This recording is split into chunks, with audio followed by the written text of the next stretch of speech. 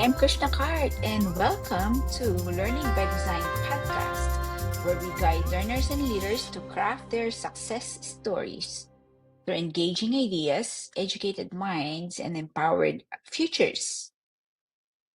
So, I am the founder of Young Scholars Circle, also known as the Masterpiece Academy, and I'm a national board certified reading specialist and a passionate advocate for literacy education.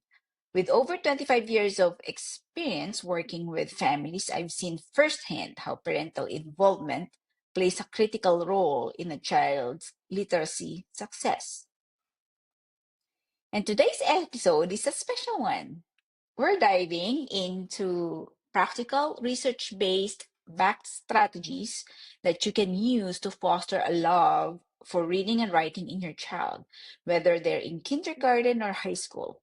We'll cover how literacy develops across different ages, everyday strategies that to make reading and writing fun, and the role of technology in modern literacy education.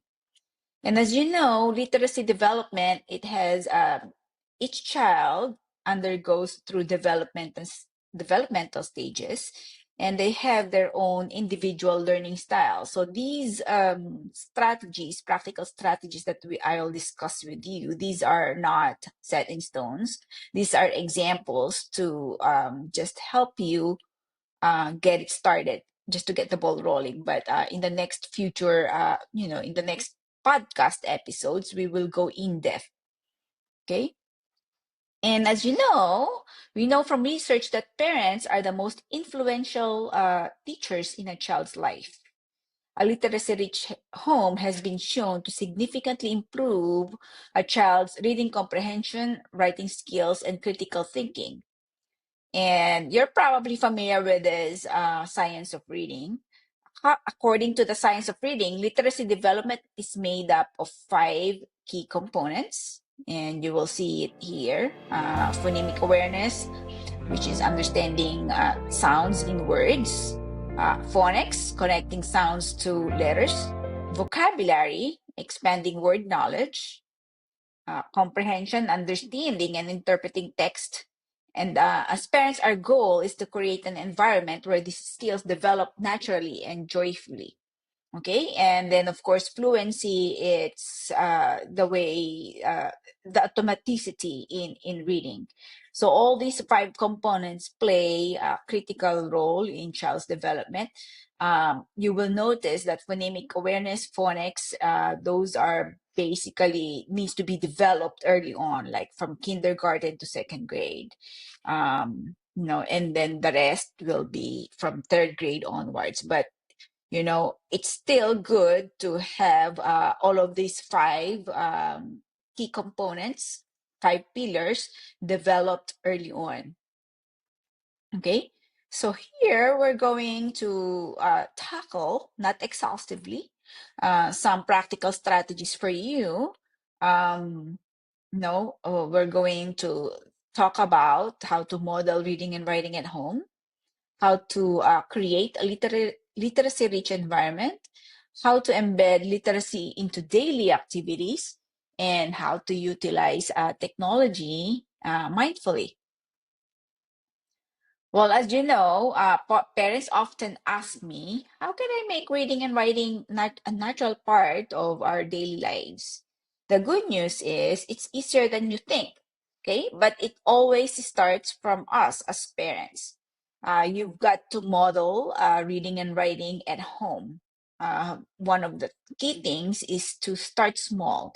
You can routinely embed reading together as a family, and you can also embed talking and writing as a family. And then the second one is creating a literacy-rich environment. So when you say create a literacy-rich environment, that means it's just making those reading and writing materials accessible, okay, or available to your children.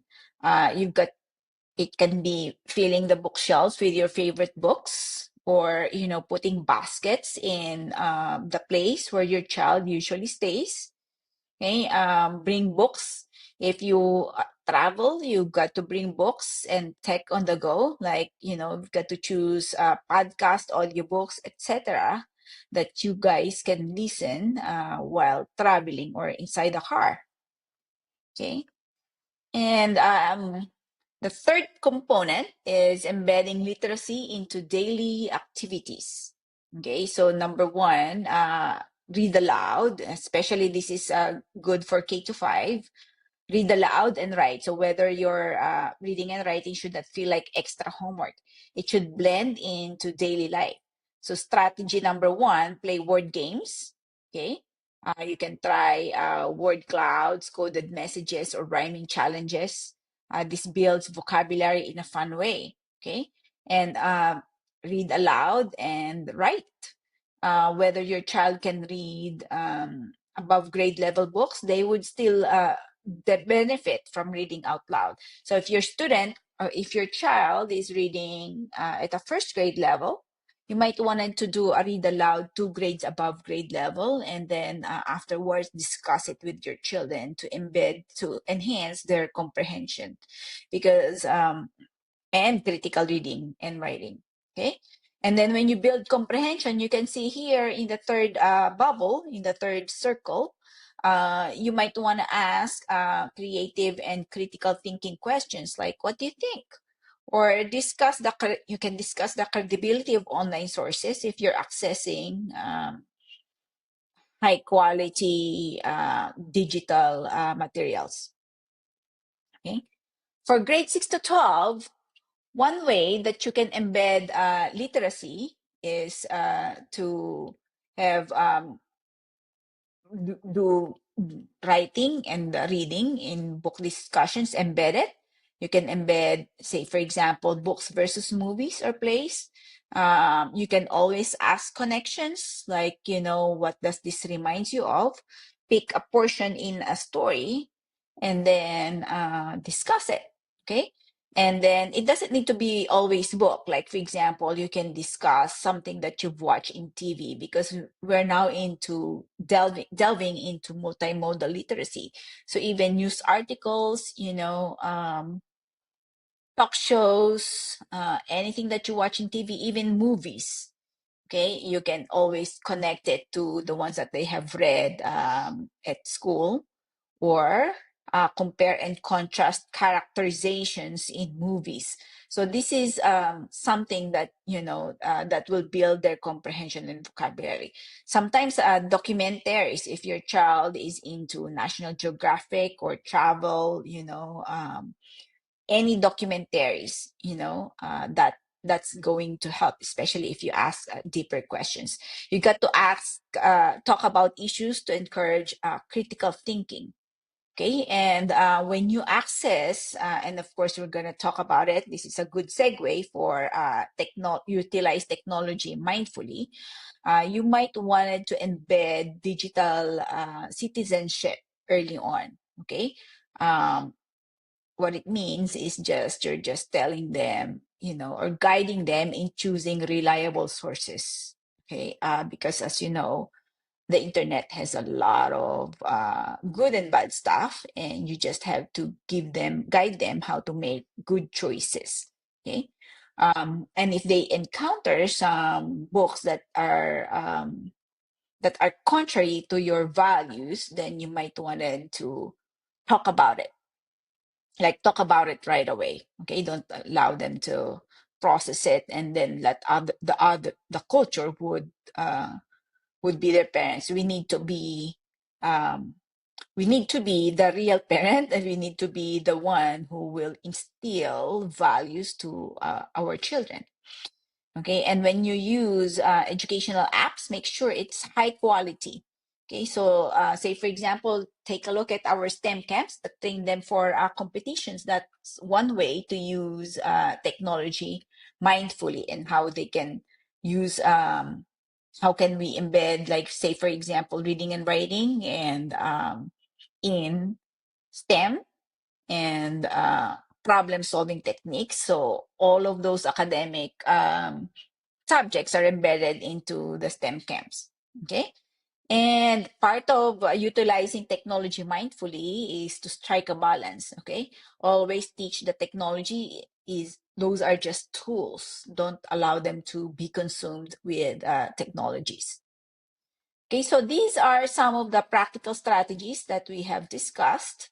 And just to sum it up, we talked about how to model reading and writing at home, um, creating a literacy-rich environment, how to embed literacy into daily activities, and we divided it into K to 5 and 6 to 12. And of course, those are not exhaustive. Those are something that you can just those are just some ideas. And obviously there's a lot more there. And obviously how to utilize technology mindfully. Okay? So the goal is consistency, and you've got to be deliberate. With all of these are backed by decades of research, and that also shows that the Bible is true. Okay, Proverbs 3:5-6. Train up a child in the way he should go, and when he is old, he will not depart from it. And then another one, we got to be deliberate. And, those research only proves that the Bible is true. Behold, children are a heritage from the Lord. The fruit of the womb is a reward. Like arrows in the hands of a warrior, so are the children of one's youth. So, um, parents who are involved in their children's education, they grow up to be resilient, and it really you really saw what you can see, you can see what you have invested when they grow up. Okay, and if you like our podcast, make sure to before we wrap up, you want to make sure that we got to remember that literacy starts at home, and small daily actions make a big difference. Reading and writing should be joyful. And if you'd like to, like a printable guide with all of these strategies, you can just download it here, or you can visit the blog that accompanies this podcast. Okay, and be sure to subscribe, leave a review, and share this with another family. Thank you so much, and I hope to see you in our next podcast. Bye for now.